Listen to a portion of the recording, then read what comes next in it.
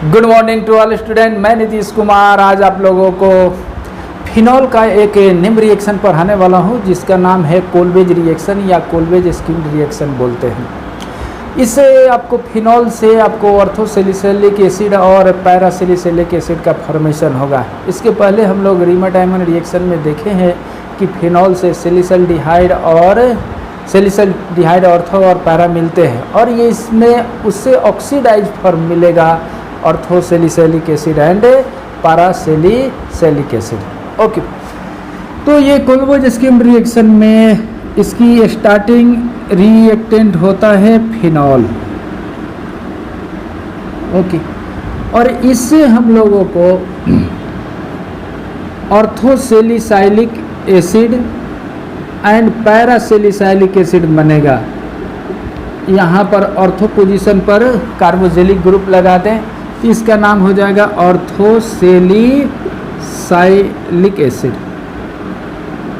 और दूसरा जो प्रोडक्ट जो बनेगा वो हमारा पैरासैलिसिलिक एसिड बनेगा। ठीक, ये हो गया हमारा पैरासैलिसिलिक एसिड। ठीक, ऑर्थोसैलिसिलिक एसिड जो है वो हमारा मेजर प्रोडक्ट बनेगा और ये हमारा माइनर। मेजर का भी रीजन क्या है कि एक तो इनकी फ्रीक्वेंसी ज़्यादा है ऑर्थो का, और दूसरा जो सबसे मेन पॉइंट है ये हमारा इंट्रामोलेकुलर हाइड्रोजन। इंट्रामोलेकुलर हाइड्रोजन बॉन्डिंग से क्या होगा, स्टेबिलिटी बढ़ेगा और इसलिए ये हमारा क्या होगा, मेजर प्रोडक्ट होगा। लेकिन इसका रिएजेंट जो है वो इम्पोर्टेंट है। ये 3 स्टेप में रिएजेंट का यूज करते हैं। पहला हमारा NaOH या KOH होना चाहिए, दूसरा जो है वो CO2 का इसमें यूज करते हैं, वो भी 6 एटमॉस्फेयर प्रेशर और 400 केल्विन टेम्परेचर चाहिए। 6 एटमॉस्फेयर प्रेशर एंड 400 केल्विन। और लास्ट में इसकी प्रोटोनेशन एसिडिक मीडियम में करा देते हैं, तो ये हमारा ऑर्थो और पैरासैलिसिलिक एसिड का फॉर्मेशन होता है। ठीक है, तो ये इस तरह से है। और ये यहाँ पर एक नोट करना चाहता हूँ कि अगर NaOH के जगह पर KOH यूज हो जाए, if KOH is used instead of NaOH या एबव 430 केल्विन टेम्परेचर अगर हो तो parasalicylic acid is the major product. Acid is the major product, ये इसकी मेजर प्रोडक्ट होंगे। ये याद रखना है हम लोग, क्योंकि K की साइज बढ़ जाता है जिसके करस्पॉन्डिंग जो होगा ये उतनी स्टेबिलिटी फॉर्म नहीं कर पाता है, इसलिए ये पैरा पोजीशन जो होगा वो मेजर प्रोडक्ट होगा। अब इसको नोट कर लो, फिर से इसकी मैकेनिज्म पर बात करते हैं। Okay, note it. अब इसकी मैकेनिज्म की बात करते हैं। पहला जो है NaOH, इसके बारे में हम लोग जानते हैं कि स्ट्रॉन्ग अल्कली है। ये सॉल्यूशन में सोडियम आयन और हाइड्रोक्साइड आयन ये डिसोसिएट हो जाता है। ठीक, ये हमारा एक स्ट्रॉन्ग बेस भी है और स्ट्रॉन्ग न्यूक्लियोफाइल भी है। Nucleophile, okay. ये भी है कि फिनॉल जो है वो बेसिक मीडियम में फिनॉक्साइड आयन के टर्म में यूज होता है। इसके पहले रीमा-डायमंड में भी हम लोग देख लिए कि फिनॉल बेसिक मीडियम में ये ऐसा फॉर्म में नहीं रह सकता, वो हमेशा इक्विलिब्रियम किधर शिफ्ट हो जाएगी, फिनॉक्साइड आयन में। यानी अगर हम कहें कि OH आयन अगर है बेसिक मीडियम में तो ये प्रोटॉन इसके साथ रिलीज कर देगा, वाटर बन जाएगा और ये इक्विलिब्रियम किधर शिफ्ट हो जाएगा, फिनॉक्साइड आयन। और फिनॉक्साइड आयन के बारे में जानते हैं, ये रिजोनेंस शो करता है ऑर्थो और पैरा पोजीशन में। तो इसके बहुत से रिजोनेटिंग स्ट्रक्चर होंगे, लेकिन सिर्फ हम इसमें दो पर सबसे ज़्यादा फोकस करना चाहते हैं। एक ऑर्थो पोजीशन के करस्पॉन्डिंग और दूसरा जो है वो पैरा के पोजीशन, ऐसे। ठीक, ऐसे भी और भी होंगे, लेकिन बस मैं दो पर ही काम करना चाहता हूँ। फिर से ये घूम के ऑर्थो पर ही आएंगे। तो इस तरह से ये दो ये मिलेंगे, एक ये मिलेंगे। ओके, अब ये भी बात हम लोग जानते हैं कि बेंजीन रिंग पर जो अटैकिंग होता है वो इलेक्ट्रोफाइल का अटैकिंग होता है। तो इसमें ये चेक करना है कि ये इलेक्ट्रोफाइल है क्या, या इलेक्ट्रोफाइल इसमें है कौन। तो इसमें CO2 जो है वो ये इलेक्ट्रोफाइल का काम करेगा। तो यहाँ पर जो रिएक्शन में 3 स्टेप जो दिखाए थे, पहला जो है वो NaOH है। अब ये NaOH के यहाँ तक काम खत्म हो गया। ठीक, अब दूसरा जो आता है वो CO2 का होता है। तो दूसरे जो है वो CO2 कार्बन डाइऑक्साइड, इसके बारे में ध्यान से देखो कि ये C डबल बॉन्ड ये है, ऐसे लिखते हैं। हम लोग जानते हैं कि इलेक्ट्रोफाइल की पहचान दूसरे तरह से भी किया जा सकता है कि ऐसे दो एटम जिनके बीच में इलेक्ट्रोनेगेटिविटी डिफरेंस है और उसमें मल्टीपल बॉन्ड है, तो these are called the electrophile. तो यहाँ पर ये भी वही है कि कार्बन और ऑक्सीजन की इलेक्ट्रोनेगेटिविटी डिफरेंस है और इनमें मल्टीपल बॉन्ड है, इसलिए ये इलेक्ट्रोफाइल है। या इसको और भी तरीक़ा से पहचान सकते हैं कि ऑक्सीजन की इलेक्ट्रोनेगेटिविटी कार्बन से ज़्यादा है, तो ऑक्सीजन पर नेगेटिव चार्ज है और ये कार्बन पर पॉजिटिव चार्ज, इधर भी नेगेटिव इधर भी पॉजिटिव, यानी ये कह सकते हैं कि ये हाईली पॉजिटिव चार्ज है और ये हमारा नेगेटिव चार्ज है। तो ये पोर्शन जो है वो इलेक्ट्रॉन डिफिशिएंट है। अब ये इलेक्ट्रॉन डिफिशिएंट है तो ये हमारा इलेक्ट्रोफाइल का काम करेगा। ओके, तो बेंजीन रिंग के ऑर्थो और पोजीशन पर जो इलेक्ट्रॉन डेंसिटी हाई होता है वो इलेक्ट्रोफाइल पर हिट करता है, और इस रिएक्शन में CO2 जो है वो इलेक्ट्रोफाइल का काम करेगा। तो ये फर्स्ट स्टेप इंड हो गया। Second step interaction of phenoxide with CO2 के साथ काम करेगा। ठीक, अब इसको पहले नोट कर लो, फिर दूसरा स्टेप का मैकेनिज्म लिखता हूँ। तो सेकेंड स्टेप का मैकेनिज्म जो है वो ऐसे है। सेकेंड स्टेप में ये पहले हम सिर्फ ऑर्थो पोजीशन वाले की हम बात कर रहे हैं, आप लोग पैरा वाले पर काम करेंगे। जैसे कि ये CO2 को हम ऐसे दिखा दिए, ये इस पर हिट करेगा। यहाँ याद रखना है कि एक हाइड्रोजन होते हैं, कार्बन हमेशा 4 बॉन्ड के साथ रहता है, तभी यहाँ पर 4 है। इसके साथ अगर बॉन्ड बनेगा तो एक पाई इलेक्ट्रॉन्स जो है ऑक्सीजन पर जाके एक्यूमुलेट हो जाएगा। तो कुछ इस तरह से इसकी स्ट्रक्चर हो जाएगी। ऑक्सीजन ये CO minus C double bond O और ये हमारा ये H। इसे देख, ये यहाँ से यहाँ तक है। इसके बारे में हम लोग जानते हैं कि ये एरोमेटिक है और ये हाइब्रिडाइजेशन sp3 होने के कारण ये क्या हो गया हमारा नॉन एरोमेटिक। ये नॉन एरोमेटिक है तो ये अनस्टेबल हो गया, और इसके रिस्पेक्ट में ये स्टेबल है। तो स्टेबल से अनस्टेबल कंपाउंड जो जल्दी बनेगा नहीं, अगर बनेगा भी तो बहुत स्लो बनेगा, और इसीलिए ये इस स्टेप को क्या बोलते हैं RDS बोलेंगे। ठीक है, उसके बाद देख लो ये अपने आप को फिर से एरोमेटिक करना चाहेगा, तो ये हाइड्रोजन को क्या करेगा रिलीज करेगा। अब सोचो ये हाइड्रोजन जाएगा क्या यहाँ पर ये O माइनस है, इसके पास चला जाएगा, H प्लस के रूप में एक्सेप्ट कर लेगा और यही इलेक्ट्रॉन्स आगे बढ़ेगा, ये ऑक्सीजन पर एक्यूमुलेट हो जाएगा।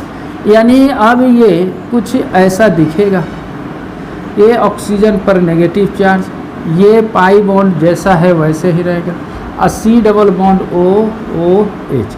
ये वही हाइड्रोजन है जो कहाँ पर था बेंजीन रिंग पर। ठीक है, तो ये इस तरह से है, ये C डबल बॉन्ड OH है, ये बेंजोइक एसिड है। लेकिन यहाँ पर देख लो ये फिनॉल का कंजुगेट है और अभी भी मीडियम क्या है CO2, पहले क्या बोलते हैं बेसिक मीडियम का है। तो अब क्या करेंगे कि ये ऑक्सीजन पर तो नेगेटिव चार्ज है और ये हाइड्रोजन अब यहाँ पर आएगा, क्योंकि कार्बोजेलिक एसिड का pK का वैल्यू आपको 4.8 के आसपास आता है और फिनॉक्साइड आयन का pK का वैल्यू यानी फिनॉल का pK का वैल्यू 10 का आता है। तो उसके करस्पॉन्डिंग जो है ये जो कंजुगेट बेस है वो स्ट्रॉन्ग है और ये हमारा एसिड है, तो एसिड बेस यहाँ पर रिएक्शन होगा, उसके करस्पॉन्डिंग हाइड्रोजन यहाँ पर चला आएगा, यानी ये हाइड्रोजन यहाँ पर आ जाएगा। यानी अब ये इस तरह से ये कंप्लीट होंगे, ये OH ऐसा और ये हमारा C double bond O minus हो गया। तो देख लो ये हमारा H आ गया। ये H के बारे में ध्यान देना है, ये H पहले बेंजीन रिंग वाला था ऑर्थो पोजीशन पर, ये आपको एसिड पर गया, फिर एसिड से कहाँ पर ट्रांसफ़र हो गया OH के साथ, यानी ये वही H है। अगर यहाँ पर D रहता तो यहाँ से घूमकर D यहाँ पर आता। ठीक, अब इसको सॉल्यूशन से निकाल देते हैं। अब ये सेकेंड नंबर का रिएजेंट यहीं पर एंड हो गया। इसके बाद आपको थर्ड स्टेप में इसको क्या करना होगा, प्रोटोनेशन कर देना होगा, यानी प्रोटोनेशन एसिडिक मीडियम में। तो ये H यहाँ पर आकर अटैच हो जाएगा, प्रोटोनेशन कर देंगे और ये यहाँ पर ऐसा आ गया। तो ये OH तो ठीक है, ये C डबल बॉन्ड OH। अगर यहाँ पर D प्लस रहता तो यहाँ पर D आ जाता। तो इसी को हम लोग क्या बोलेंगे, ऑर्थोसेलिसाइलिक एसिड, या इसको ऑर्थोहाइड्रोक्सी बेंजोइक एसिड, ऑर्थोहाइड्रोक्सी बेंजोइक एसिड इसका नाम हो जाएगा। आप ये पैरा पोजीशन वाला पर जो है उसके साथ भी ऐसे ही मैकेनिज्म के थ्रू आप बनाओगे और वो आपको आएगा क्या, पैरा हाइड्रोक्सी बेंजोइक एसिड। ठीक है ना। तो इस तरह से हम लोग सॉल्व कर सकते हैं। ओके, चलो इसको नोट करो।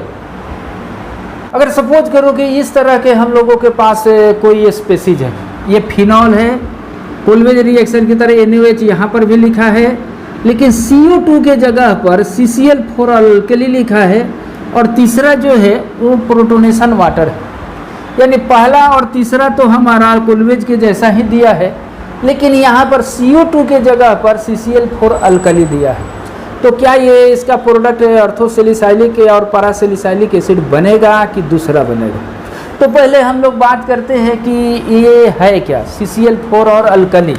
अगर CCl4 और अल्कली एक साथ अगर आ जाए तो क्या होगा, अल्कली मान लो NaOH अगर लिए हैं तो OH माइनस अगर आता है तो ध्यान देना है कि इसकी हाइब्रिडाइजेशन sp3 है और ये Cl है, ये सभी बॉन्ड पोलर है, Cl बेस्ट लिविंग ग्रुप है, OH इसको हटा सकता है।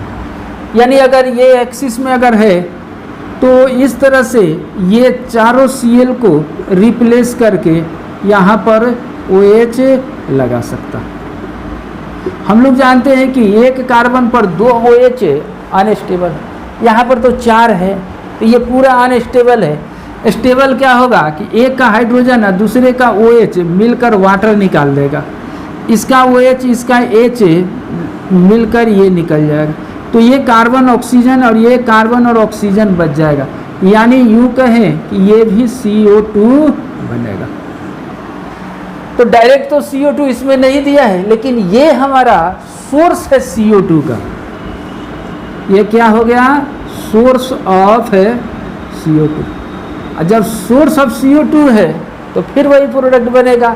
ठीक, तो इसकी प्रोडक्ट जो होगी ऑर्थोसेलिसाइलिक एसिड और साथ साथ पैरासेलिसाइलिक एसिड बनेगा। एक ऑर्थो बनेगा और एक पैरासेलिसाइलिक एसिड बनेगा। ओके, नोट इट, जल्दी नोट करो। अगर सपोज करो कि फिनॉल है, ये OH और हर जगह पर यहाँ पर D है, हाइड्रोजन नहीं। इसमें ऐसे रिएजेंट दिया, पहला NaOH, दूसरा C chlorine bromine iodine fluorine alkali लिखा है, और तीसरा HN वाटर लिखा। तो इसकी फाइनल प्रोडक्ट क्या बनेगी? तो फाइनल प्रोडक्ट जो होगा वो हम ऐसे भी ऑर्थो और पैरासिलिसाइलिक एसिड ही बनेगा।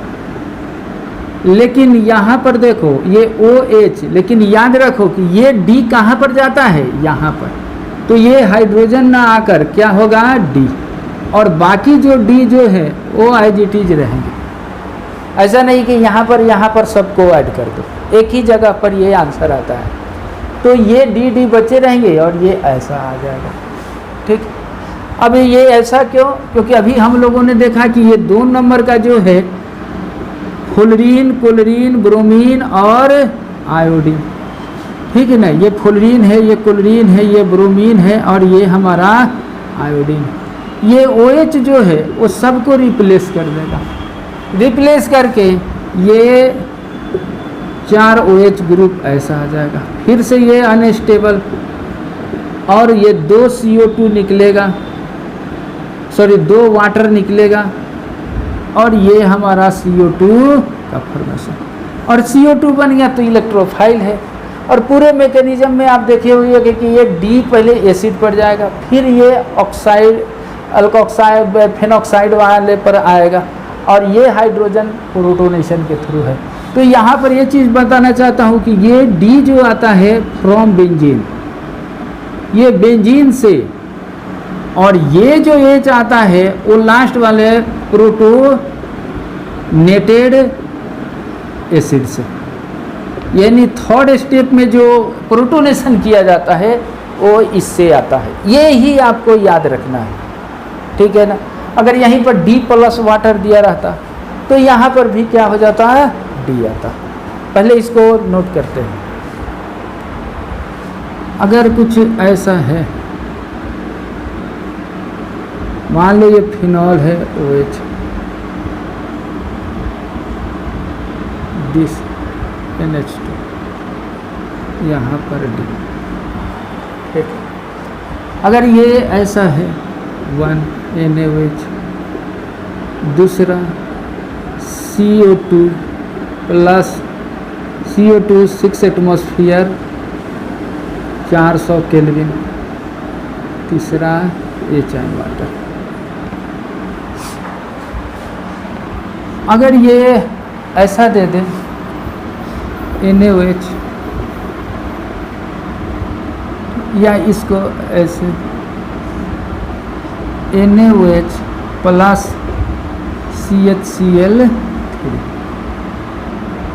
लास्ट में प्रोटोनेशन कर देना। तो ये देख लो, ये तो कोल्वेज है, और ये कौन सा रिएक्शन है? Reamer timer. ये याद रखना। कोल्वेज जो है वो फिनॉल वाले पार्ट को सिलिसाइलिक एसिड पर अटैक करता है। वो NH2 को कोई नहीं चेंज करेगा, नहीं इसमें एक्सपेंशन होगा, ठीक है ना। इसका मतलब ये है कि ये स्पेसीज जो है वो सिर्फ किसको एसिड में कन्वर्ट कर देगा? ऑर्थो पोजीशन पर, ठीक है ना, C+OH। लेकिन ये D कहाँ पर जाएगा? यहाँ पर। बाकी पर कोई परिवर्तन नहीं होता है। ये ऐसा है, ऐसा है। लेकिन ये रीमर टाइमर रिएक्शन में हम लोग पीछे वाला वीडियो में ये बात को देख भी चुके हैं, या जिस स्टूडेंट को अगर यहाँ पर ये दिक्कत हो रहा है वो रीमर टाइमर रिएक्शन वाला वीडियो को वो एक बार देखेगा तो समझ में आ जाएगा। और ये वही प्रोडक्ट क्या हो जाएगा?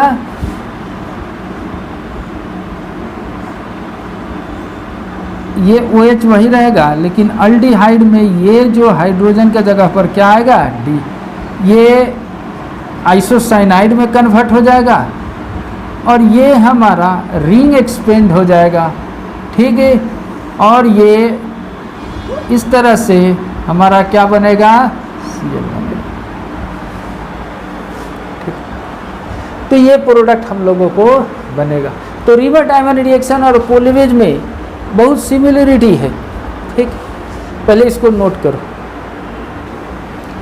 यहीं पर आपको 3 प्रोडक्ट का नाम बताना चाहता हूँ जो सैलिसाइलिक एसिड से बनते हैं।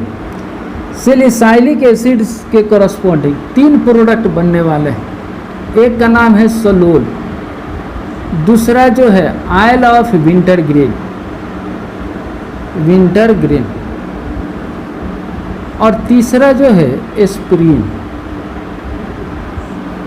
3 ऐसे बड़े बड़े कंपाउंड्स हैं, वो खास करके मेडिसिन में उनका यूज होता है, जो किससे बनते हैं, सैलिसाइलिक एसिड से। तो ये क्वेश्चन पूछता भी है, तो इसलिए यहाँ पर हम लोग जान लें।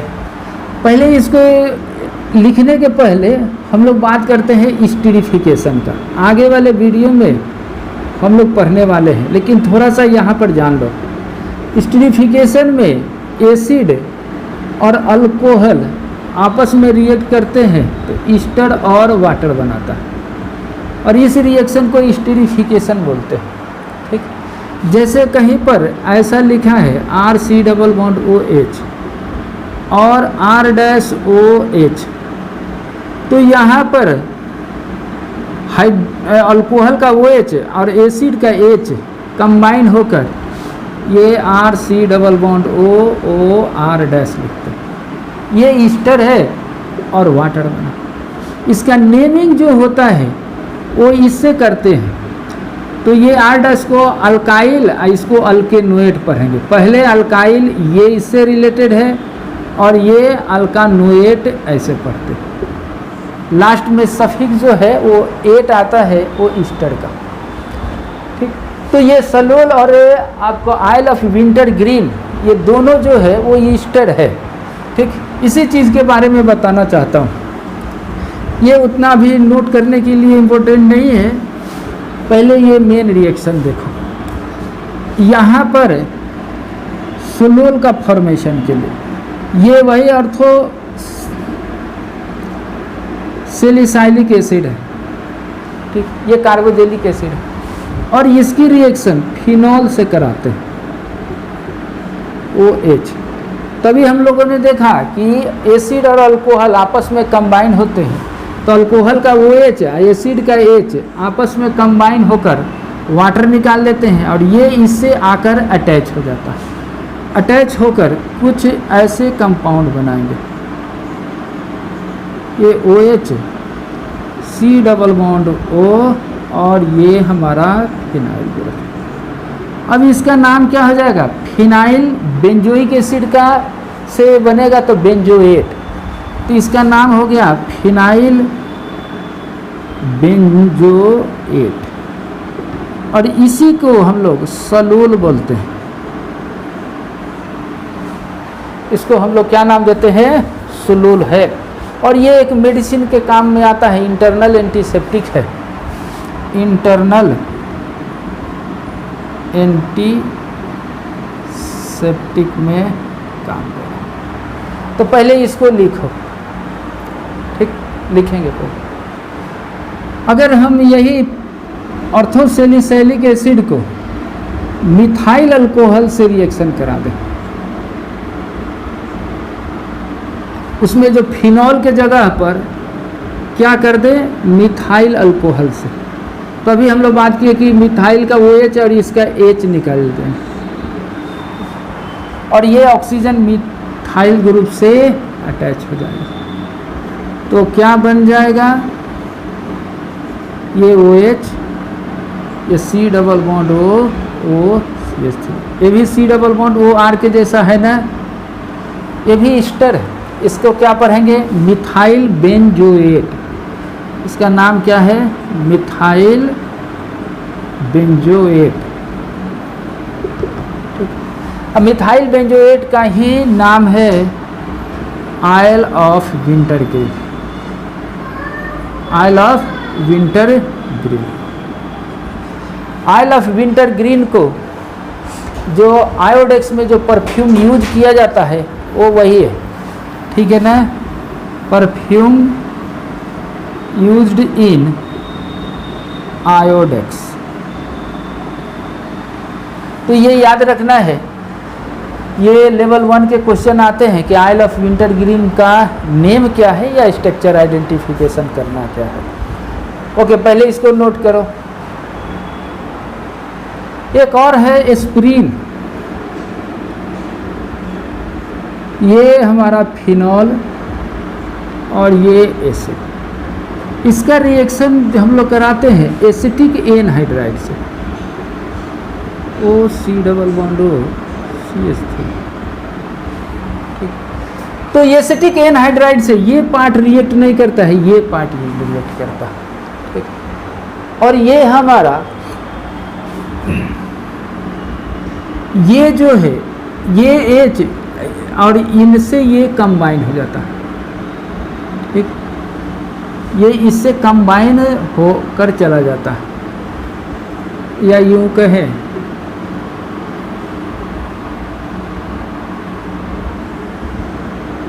ऐसा। तो CH3C डबल बॉन्ड OH निकाल दें, CH3COOH, और ये पार्ट यहाँ पर अटैच हो जाएगा, यानी OC double bond O CH3, और ये ऐसा। इसको हम लोग एसिटॉक्सी ग्रुप बोलते हैं। तो अगर ये देख लो, ये 2 नंबर, इसको 1 और 2, तो 2 एसिटॉक्सी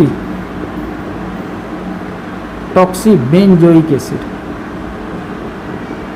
और 2 एसिटॉक्सी बेंजोइक एसिड का ही नाम क्या है, एस्प्रीन। और ये हमारा एनाल्जेसिक मेडिसिन में यूज होता है।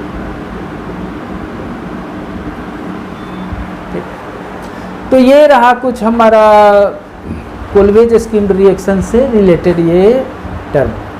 ओके, फिर मिलते हैं नेक्स्ट वीडियो में। Okay, thank you.